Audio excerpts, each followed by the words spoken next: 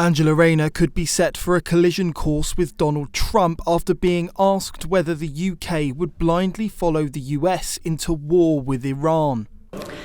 Mr. Speaker, in 2003, we Liberal Democrats were incredibly proud to lead the campaign against the Iraq War, a war in which the UK blindly followed the US in a move which was not backed by the United Nations.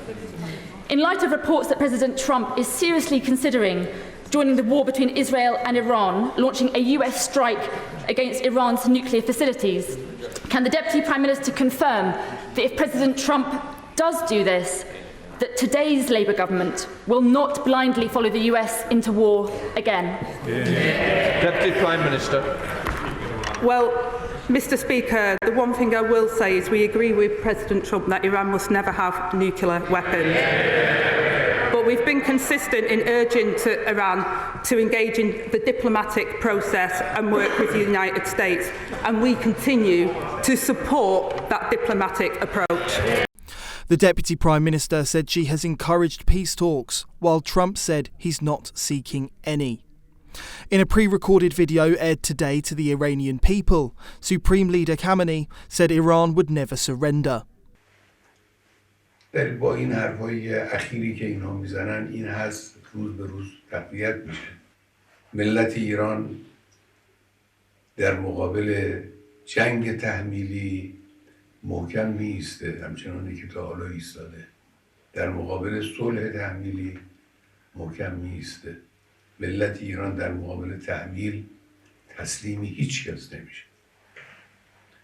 این معانی رو من انتظار دارم که صاحبان فکر و صاحبان بیان و قلم به خصوص مرتبطین با افکار عمومی جهانیان این مفاهیم رو بیان کنن، تبیین کنن، برای مخاطبین روشن کنن. اجازه ندن که دشمن با تبلیغات فریبکارانه خودش حقیقت رو دگرگون جلوه بده. دشمن صهیونی یک اشتباه بزرگی کرده، یک جنایت بزرگی رو مرتکب شده و باید مجازات بشه و داره مجازات میشه. همین حالا داره مجازات میشه. مجازاتی که ملت ایران و نیروهای مسلح ما برای این دشمن خبیث انجام دادن و دارن انجام میدن و برای آینده برنامه دارن، مجازات سختی است و او رو دچار ضعف کرده. همینی هم که دوستان آمریکاییش وارد صحنه میشن و حرف میزنن نشانه ضعف و نشانه ناتوانی اوست. مطلب آخر هم این که اخیراً رئیس جمهور آمریکا زبان به تهدید گشوده. ما رو تهدید میکنه. هم تهدید میکنه، هم با یک بیان سخیف و غیر قابل قبولی از ملت ایران صریحاً میخواد که بیایید تسلیم من بشید. وقتی انسان این چیزها رو مشاهده میکنه واقعا تعجب میکنه. اولا تهدید رو به کسی بکنن که از تهدید اونها میترسه. ملت ایران نشان داده که در مقابل تهدید کنندگان دچار ترس نمیشه و لا تهینوا ولا تحزنوا و انتم الاعلون. تهدید تأثیر نمیگذاره در رفتار ملت ایران، در اندیشه ملت ایران. ثانیاً اینی که به ملت ایران بگن بیایید تسلیم بشید حرف عاقلانه ای نیست. افراد با خرد که میشناسن ایران رو، میشناسن ملت ایران رو. He hasn't been seen publicly since Friday. Tensions are mounting as Israel says it has taken control over Iran's skies, limiting the Islamist regime's ability to defend itself or launch attacks. And we're hearing that the US is poised to join the war with Iran.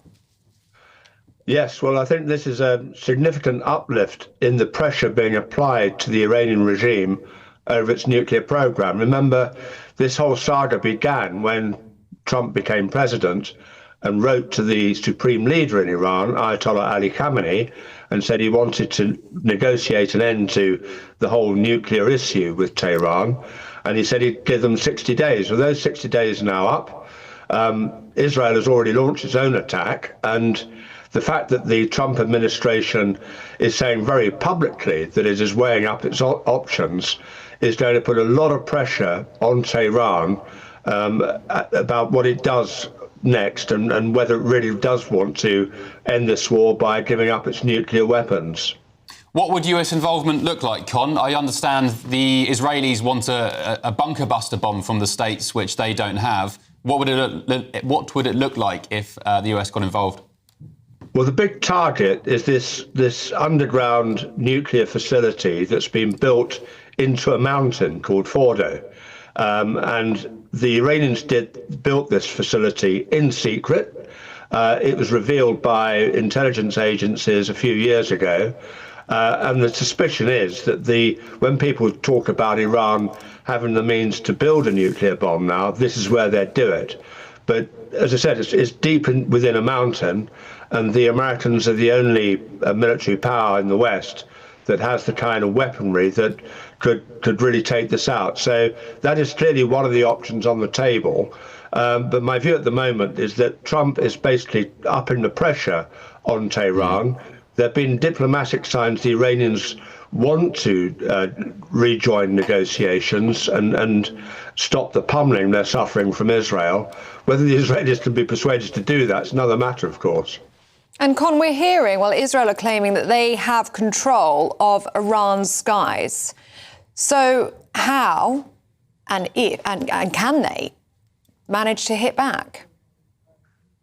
Well, I think the Iranians are finding their ability to attack Israel very diminished. We've seen in the last couple of days the number of missiles and drones the Iranians have been able to fire at Israel has gone down dramatically. And that is because, as you say, the Israelis have established air supremacy.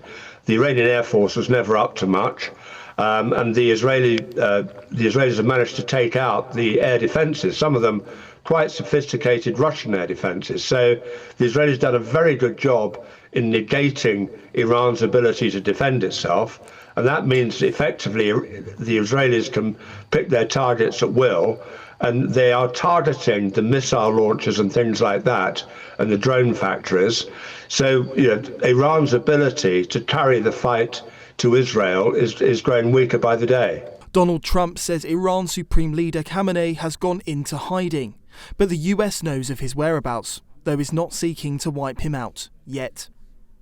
Israel's Prime Minister Benjamin Netanyahu has called for full regime change in Iran, saying it will bring peace to the region. But U.S. officials tell us that the president flatly rejected a plan, an opportunity that the Israelis had to take out the supreme leader. Do you understand his concern? My understanding is his concern is that this would escalate the conflict beyond where it is already. It's not going to escalate the conflict. It's going to end the conflict. Donald Trump is thought to be close to striking Iran. Many think using weapons only America possesses that can destroy Iran's secret underground nuclear site.